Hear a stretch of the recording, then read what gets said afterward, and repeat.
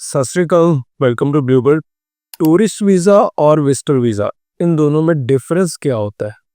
क्योंकि काफ़ी लोग जब टूरिस्ट वीज़ा अप्लाई करते हैं फिर भी उसको विजिटर वीज़ा बोल देते हैं, और जो लोग विजिटर वीज़ा अप्लाई करने जाते हैं फिर वो टूरिस्ट वीज़ा भी बोल देते हैं।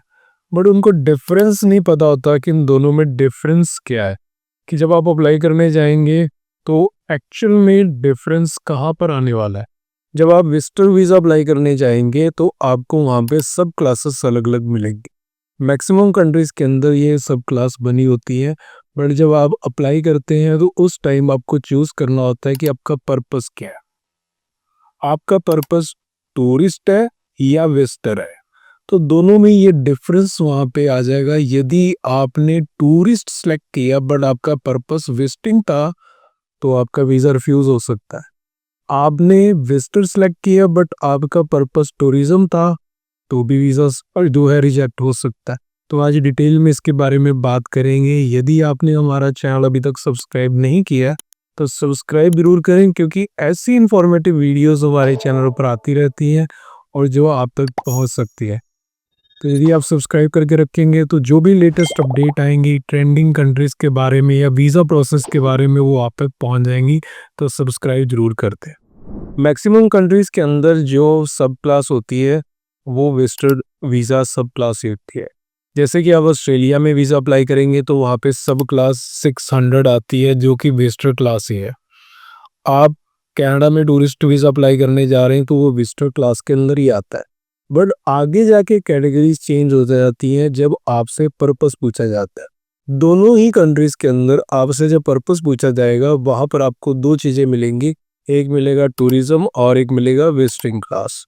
इसके अलावा भी सब क्लास होती है, जैसे बिजनेस विजिट हो गया, फैमिली विजिट हो गया, फ्रेंड विजिट हो गया, या फिर इसके साथ साथ आपका कॉन्फ्रेंस विजिट हो गया। तो ये सब अलग अलग सब क्लास आपको वहाँ पे मिल सकते हैं।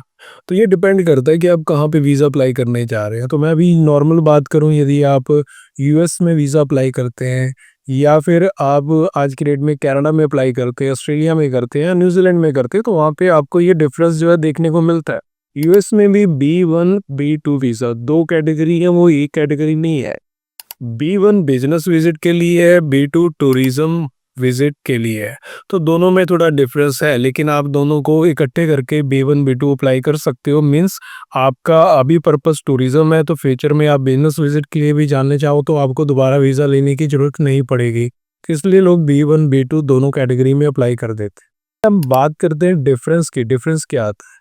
टूरिज्म सिंपल बात है कि टूरिस्ट वीज़ा होगा तो जब आप घूमने जाएंगे, मीन्स आपका जो प्लान बन रहा है, आप उस टाइम क्या करेंगे, आप उस टाइम होटल बुकिंग बनाएंगे, एयर टिकट दिखाएंगे, day by day travel itinerary दिखाएंगे वीज़ा अफसर को। आप वीज़ा अफसर को कहेंगे कि मेरा पर्पस जो है वो टूरिज्म है, मैं घूमने आने चाहता हूँ आपकी देश में, तो इसलिए मुझे वीज़ा चाहिए। तो जब आपका पर्पस घूमने का होगा तो उस टाइम जब आप वीज़ा अप्लाई करोगे तो वो टूरिस्ट कैटेगरी में चला जाएगा। तो टूरिस्ट कैटेगरी में जो वीज़ा जाता है तो उसको आप टूरिस्ट कैटेगरी बोलेंगे और आपका पर्पस जो है टूरिज्म कहलाएगा।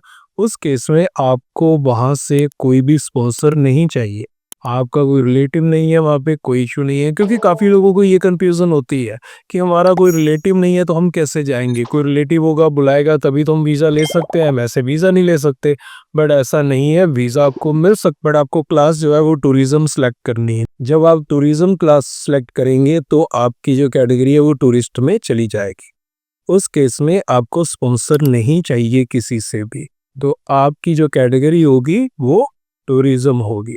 तो इसके अलावा जब आपके पास स्पॉन्सर होगी, चाहे वो आपके फैमिली विजिट के लिए है, फ्रेंड विजिट के लिए है, चाहे आपका बिजनेस विजिट के लिए है, तो चाहे आपका कॉन्फ्रेंस विजिट के लिए, तो ये सब क्लास जो है विजिटर में चली जाती है। मीन्स आपका पर्पस जो है वो विजिटिंग का है, आप किसी को विजिट करने जा रहे हो।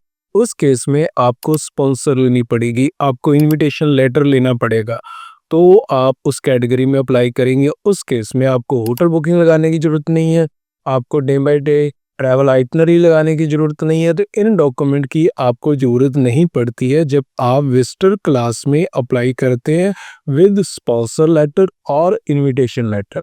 यहाँ पर भी एक चीज़ और समझने वाली है जो आपको बहुत कम लोग बताएंगे, ये भी एक कन्फ्यूज़न होती है। क्योंकि लोग क्या करते हैं कि जब वो विजिटर वीज़ा अप्लाई करते हैं और इनविटेशन लेटर लेते हैं, उस टाइम पे एक मिस्टेक कर देते हैं। वो अपने स्पॉन्सर से पूरा का पूरा खर्चा जो है उसी पे डाल रहे हैं।